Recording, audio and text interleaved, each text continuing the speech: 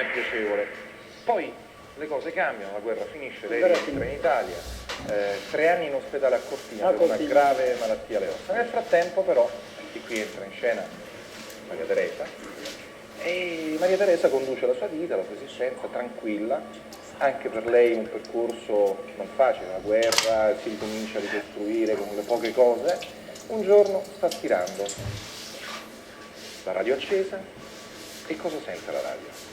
Sento che questi tre, che dall'ospedale, 3 ragazzi chiedevano delle riviste, dei giornali, qualcosa per passare il tempo, perché erano a letto, ingessati, distesi su un letto, che non potevano muoversi. E così, con queste riviste, ho detto, passiamo il tempo e andiamo avanti finché Dio vuole, perché eravamo proprio messi male. Al che io prendo un pezzettino di giornale e scrivo l'indirizzo, che era Sorella Radio quella volta. Maria Luisa Boncompagni. Sì. Scrivo l'indirizzo e metto questo pezzettino di carta nella scatola dei fazzoletti e lo metto via. Io non penso più a questi ragazzi, a questo ospedale. Se non che un giorno devo andare a Cortina da una mia amica, a trovare una mia amica, e faccio la valigia, prendo la scatola dei fazzoletti e mi viene in mano l'indirizzo. Allora ho detto, adesso che vado a Cortina, che sono vicina a questi ragazzi, li vado a trovare. E sono andata a trovarli. Erano tutti e 3 giovanissimi e là distesi su questo letto, e mi hanno fatto veramente tenerezza.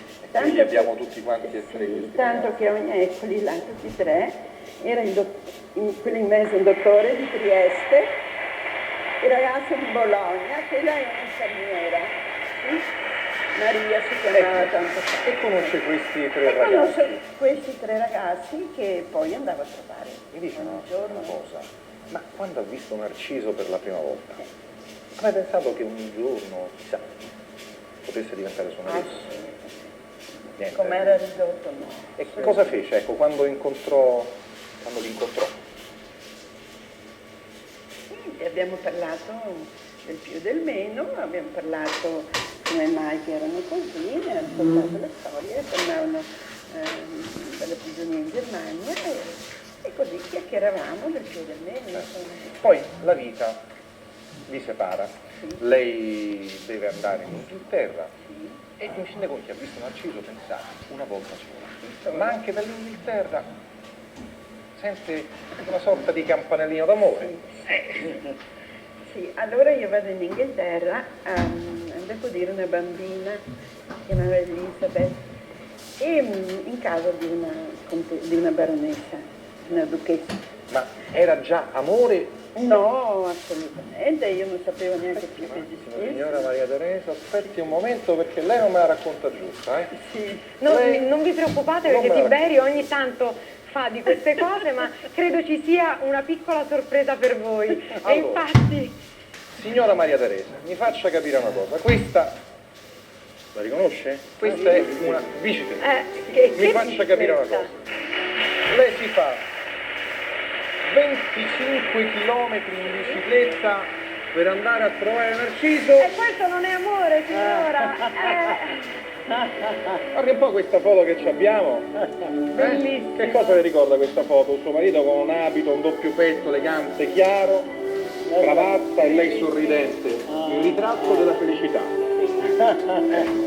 Che poi, fra l'altro, la sua è una storia piena di coincidenze. Pensate anche a casa, a volte il destino gli scherzi che può fare. Allora, la signora Maria Teresa stava praticamente vivendo la sua vita calma e tranquilla, sente la radio. C'è l'incontro, poi va in Inghilterra e che succede? Che in Inghilterra, pensate, incontra un sacerdote che è il fratello di Narciso. Non solo, scopre che Narciso e lei sono quasi compaesani. Ma perché proprio Narciso? C'erano 3. Bella domanda.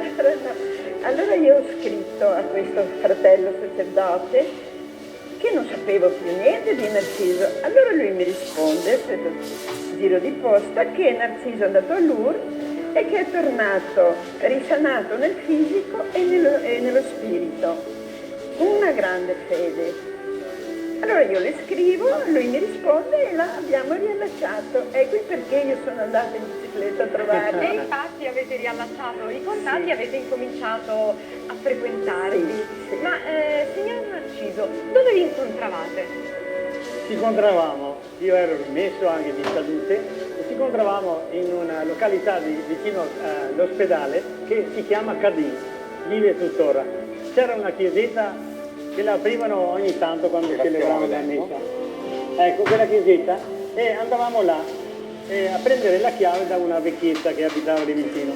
E noi eravamo sempre insieme e ci dicevamo, ma guarda come ci vogliono bene che sei due fratelli, che vengono a recitare le rosalie di Invece questa no, chiesetta. sembravate fratelli, ma... Ecco. Poi io ho dovuto dire, no cara signora, non siamo fratelli, siamo fidanzati, ormai avremmo preso fuoco. E allora domanda impertinente, il primo bacio, dove, quando? Il primo bacio è difficile ricordarlo, però a quei tempi là non si davano i baci come si danno adesso i giovani. Ci facciamo un bacino nascosti dietro qualche roccia, qualche angolo, un bacino così spontaneo, ecco, Diciamo sulle labbra, ecco. sulle labbra, sì. Visto che lei, come dire, ha guardato qui questo studio, come per dire, in televisione se ne vedono di ogni, ecco il primo vero bacio con uno degli attori tutto... Un bacio d'amore. Quando ve lo siete dato? Dopo il matrimonio. Dopo il matrimonio. Dopo il matrimonio. 6 ottobre... E lo facciamo anche adesso, lo ripeto, lo facciamo anche adesso. Questi baci. Certo. 6 ottobre 1951, eccolo qua, il giorno del matrimonio, un'unione felice coronata dall'arrivo di 3 figli. Stanno bene, lavorano tutti quanti. 48 anni di matrimonio, ma ci pensate oggi? Insomma, le cronache recenti di quest'estate, tanto per dire, Claudio Pandolfi e il marito Virgili un mese si sono separati. 48 anni di matrimonio, quante litigate? No. Litigio no. Guardi, c'è un detto che ci tengo a dirlo qua, Veneto.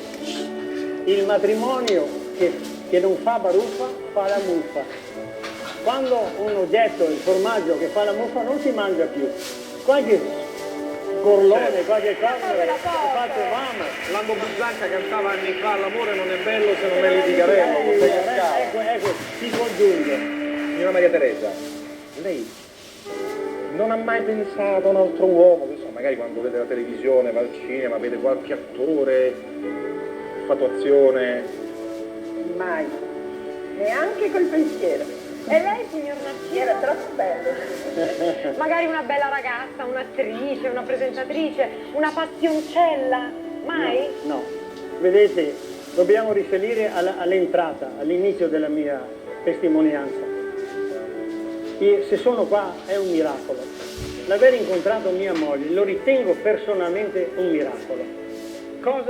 Non mi passava ma neanche per la cappa di tradire mia moglie, ma mai proprio. E penso che sia la base della nostra vita matrimoniale di 48 anni. Ecco. E allora senta, signor Narciso, perché non rifà a sua moglie la stessa dichiarazione che le fece tanti anni fa? Qui, davanti a noi. Tra l'altro, signor Narciso, scusi, abbiamo una foto dove c'è Papa Luciani, Papa Luciani. Papa dolcissimo che... Ci voleva un bene carissimo alla nostra famiglia. Ci ha invitato lui stesso ad andare a trovarlo a Venezia. Ci siamo al Patriarcato di Venezia 2 mesi prima che fosse andato a Roma, che dopo non è più tornato. Allora, E ci voleva un bene la grande. dichiarazione. La dichiarazione. La dichiarazione. Ma la dichiarazione è questa. Pensate, io ammalato in quel genere, ingessato da qua a qua, fare una dichiarazione d'amore a una ragazza, guardate, oggi io non sono emozionato qua proprio per niente, ma ho tirato fuori tutto il mio coraggio e le ho detto, Maria, sta attenta, ti sentiresti di fare la vita con me tutta la vita? Che io ne ho bisogno, perché ne avevo bisogno anche fisico, di essere aiutato. Lei mi dice, mi guarda, mena un po' la testa, poi dice, sì Narciso, lo voglio, e siamo qua, dopo 48 anni. Dopo 48 anni. Le regaliamo questa canzone perché non c'è storia d'amore che non abbia una canzone, questa è la vostra, parlami d'amore Maria.